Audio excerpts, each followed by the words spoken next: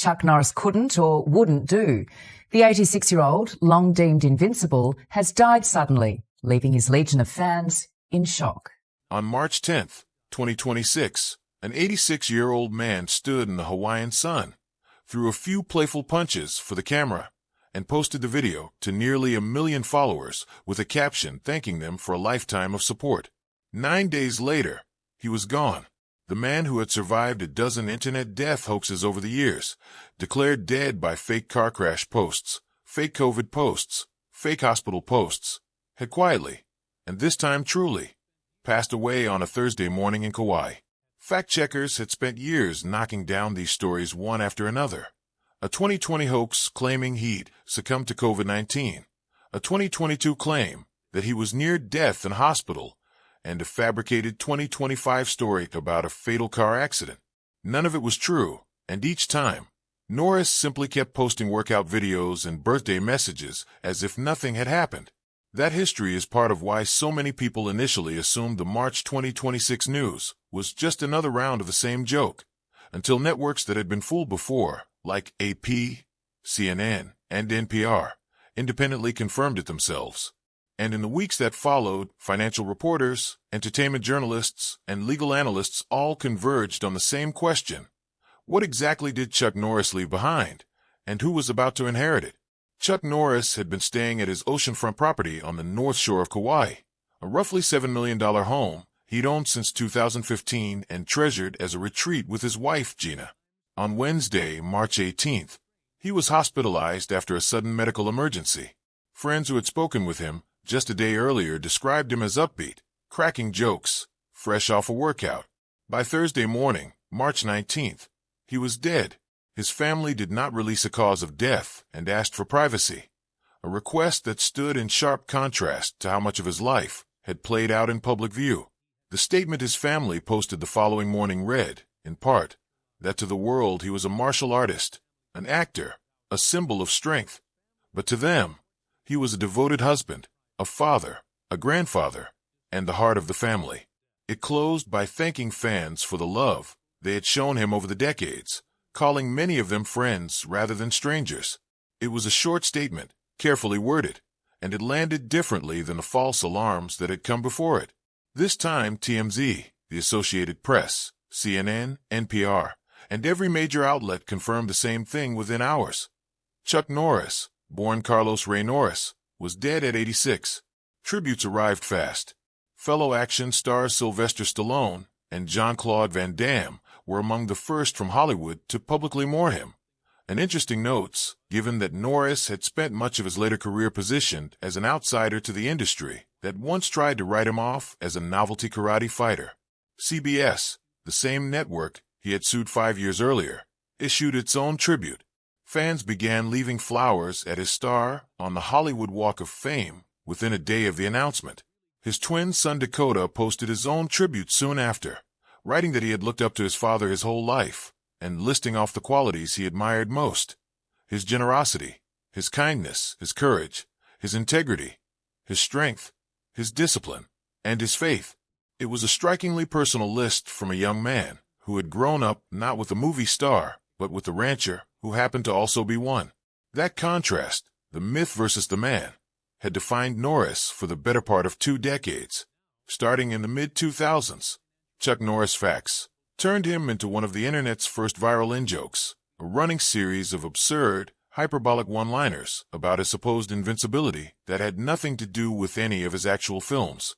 Rather than fight the joke, Norris leaned into it, appearing in interviews that referenced the memes and even joking about them himself in later years.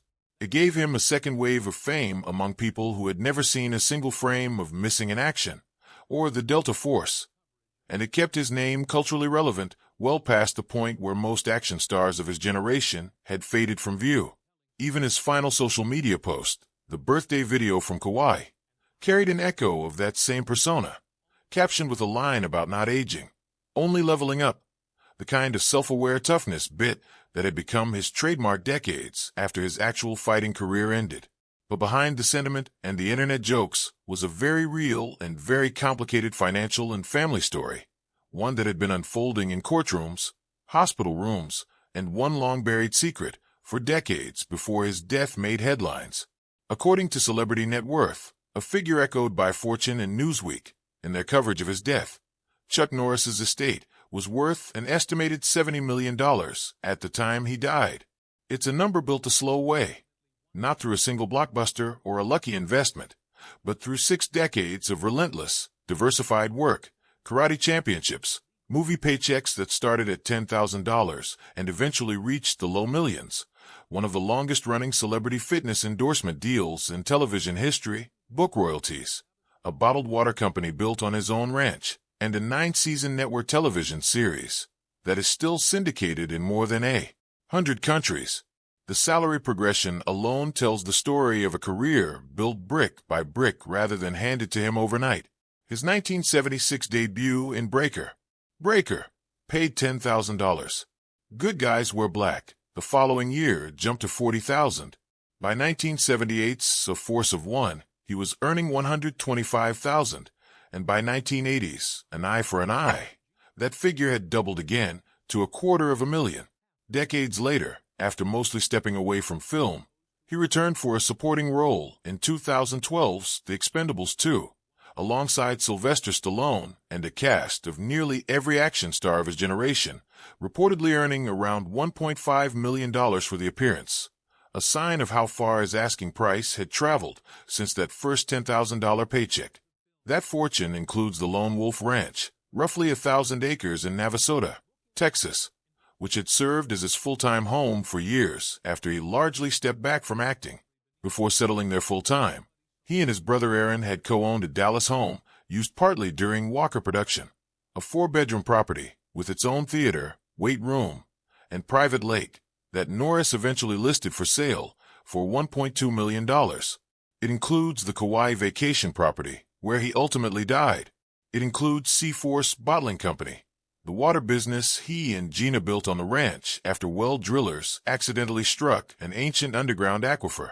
And it includes whatever remained of a settlement CBS and Sony agreed to pay him in the summer of 2023, after a lawsuit that dragged on for more than 5 years and forced one of television's biggest networks to answer, under oath, for how it accounted for his profits. No public will have surfaced.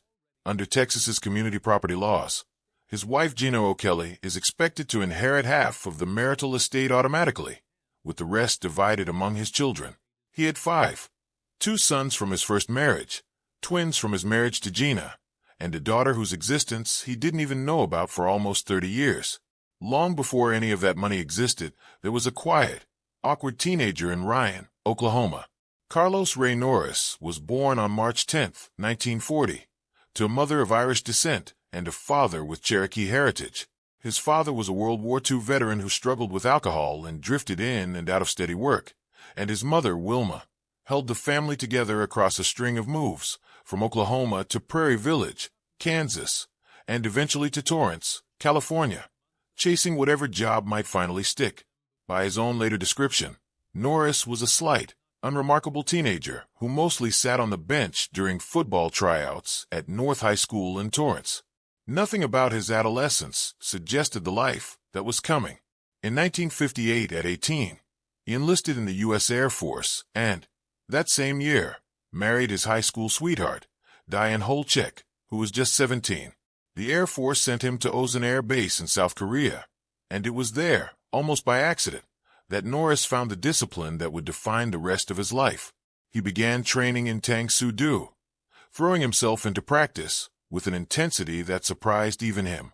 By the time he was discharged in 1962, he had built the foundation of what would become a professional martial arts career. He opened a karate studio in Torrance, built it into a chain of schools across Southern California with students that included Steve McQueen, Priscilla Presley, and Bob Barker, and became a 6-time world professional karate champion through the late 1960s. It was at a 1967 karate tournament in New York that Bruce Lee first noticed Norris and sought him out. The two trained together for years afterward, sparring and arguing philosophy in Lee's backyard, each pushing the other to improve. When Lee began directing his own film in the early 1970s, he called on Norris to play the villain in the climactic fight of The Way of the Dragon, a sequence shot at Colosseum in Rome. The film made Norris famous, not for winning, but for losing spectacularly to a man he considered the greatest martial artist who ever lived. After Lee's sudden death in 1973, Norris remained close to the family, later saying that meeting Bruce and being defeated by him on screen was one of the things that shaped the rest of his career. It was McQueen, one of his own karate students, who pushed him toward acting seriously, telling him he already had the presence and just needed the training. Norris took the advice, studied acting, and built a career from there, a leading role in Breaker, for $10,000, then Good Guys Wear Black, the following year for $40,000, a hit that studios initially refused to distribute until Norris and his producers rented theaters themselves. By the early 1990s, he had appeared in more than 20 films and built a loyal following in the action genre, working steadily through titles like Missing in Action, The Delta Force, Lone Wolf McQuade, and Invasion USA. Norris's most enduring role, though, wasn't in film. It was television. Walker, Texas Ranger, premiered on CBS in April 1993 and nearly collapsed before it found its footing. Its original production company went bankrupt during the first season, with only a handful of episodes finished before the money ran out. CBS, watching the show pull in strong ratings, found new financing partners to keep it alive. What followed was 9 seasons and 203 episodes, making it the first primetime network drama filmed entirely in Texas. Norris controlled much of the creative direction through his own production company, Top Kick Productions, and worked alongside his brother Aaron, who co-produced. Financially, his deal was significant even by the standards of the era, $375,000 per episode, plus a contractual right to 23% of the show's profits. Once syndication kicked in, USA Network alone paid $750,000 per episode in 1997, and the show eventually aired in more than 100 countries. Walker became one of the most quietly lucrative properties in television. The franchise didn't stop when the original series ended in 2001, either. A television movie, Walker, Texas Ranger, Trial by Fire, followed in 2005, and a short-lived spin-off, Sons of Thunder, had already tested the waters years earlier. Even the 2021 reboot starring Jared Padalecki required Norris's blessing as a co-owner of the underlying property before it could move forward, and by all accounts he gave it freely and without objection. But in 2018, Norris, through Top Kick, sued CBS and Sony Pictures Television, alleging he was owed more than $30 million in unpaid profits. His legal team argued that CBS had structured its streaming and distribution deals in a way designed to avoid triggering his profit-sharing clause, and that the network had failed to report any streaming revenue to him since 2004. Even as court filings estimated the franchise had generated more than $692 million in total revenue. The case dragged through years of litigation, with Sony eventually dismissed from the suit, before both sides confirmed in July 2023 that they had reached a confidential settlement. Neither side disclosed terms. Whatever CBS ultimately paid to close that case is now folded into the estate his family is settling. Norris built his public image around faith, family, and discipline. For the most part, that image was accurate, but it left out one significant chapter of his life that stayed hidden for nearly 30 years. In 1962, shortly before his discharge from the Air Force, Norris had a brief relationship with a woman named Johanna while stationed in California, without telling her he was already married. The relationship produced a daughter, Dina, born in 1964. Johanna eventually discovered Norris was married, raised Dina largely on her own, and later married another man.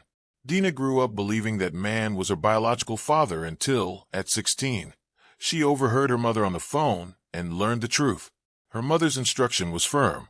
Norris had a wife and children of his own, and she should not interfere.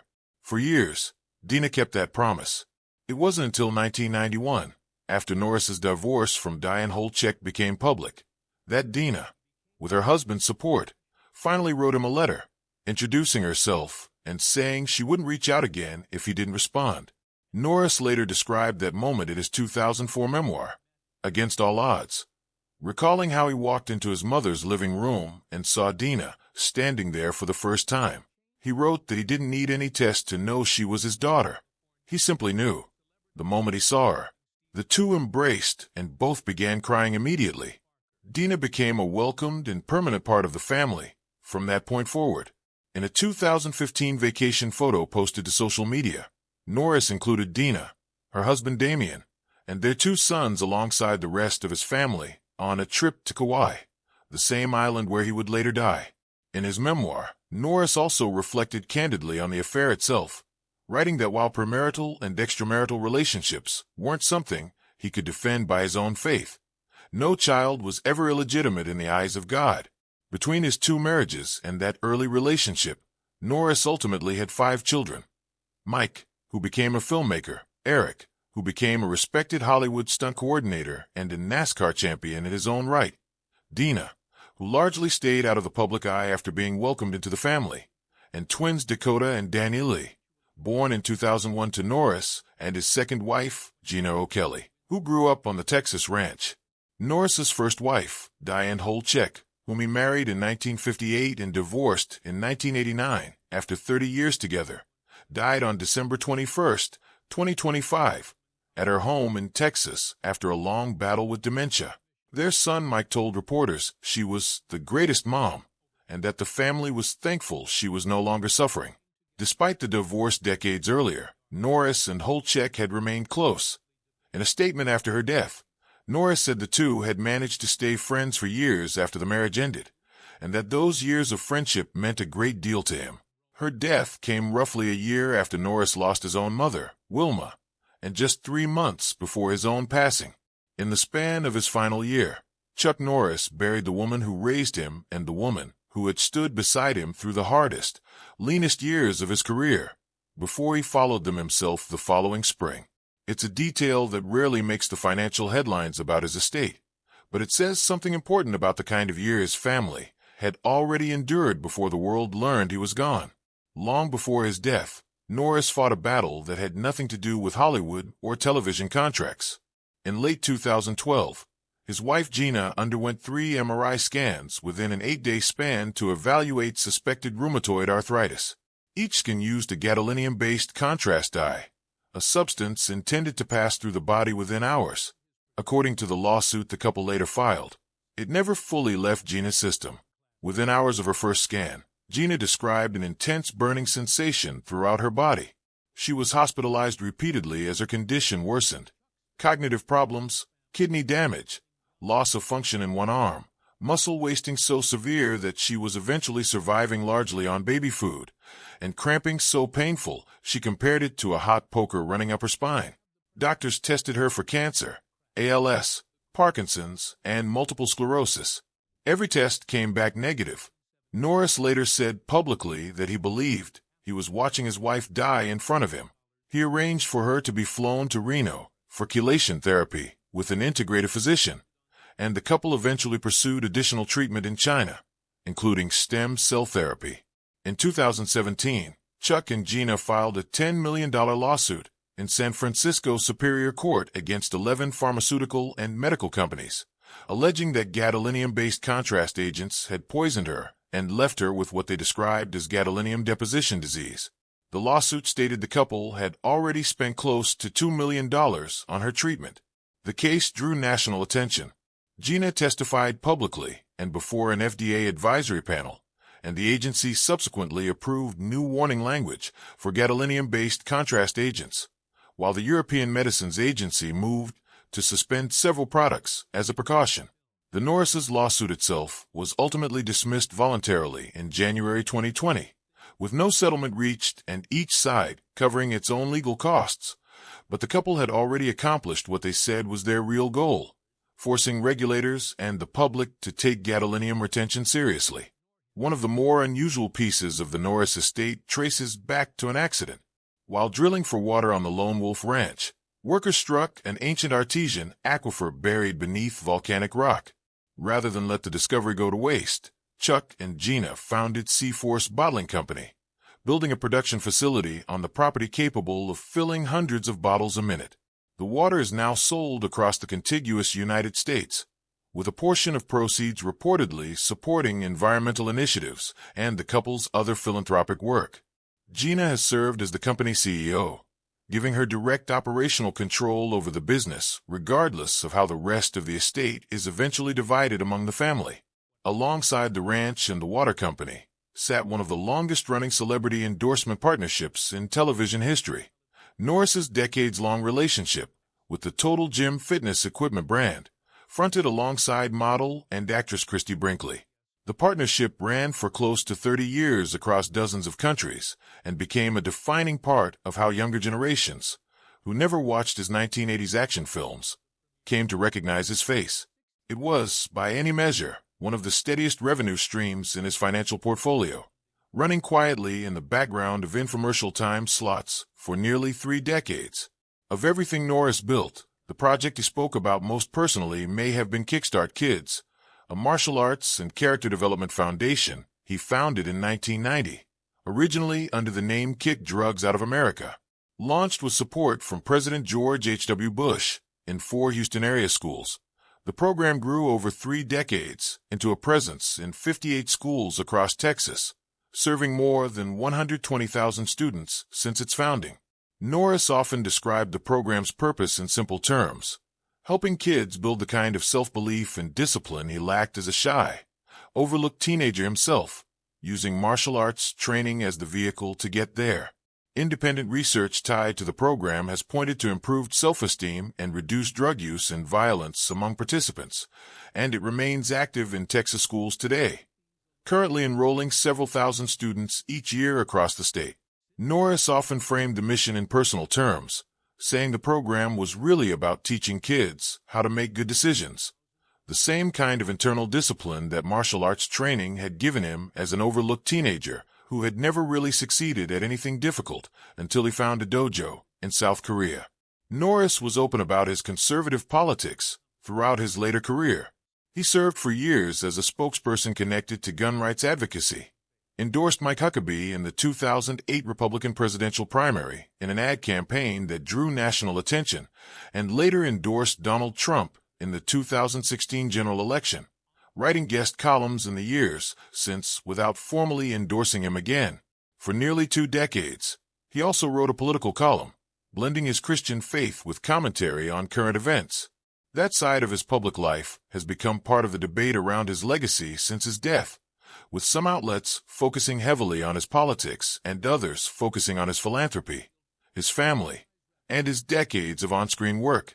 Both sides of that conversation continue to play out across entertainment and political commentary alike.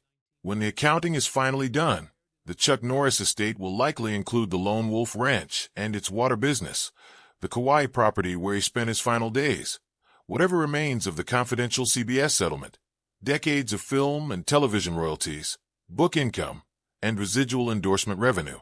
Under Texas law, Gina O'Kelly is positioned to receive half of the marital estate outright, with the remainder divided among 5 children who range from a Christian filmmaker and a NASCAR champion turned stunt coordinator to twins who grew up on a working Texas ranch and a daughter who spent almost 30 years not knowing her father's name. The family's public statement never mentioned money. It thanked people for loving him, not for watching his films, not for remembering his television show, just for loving him.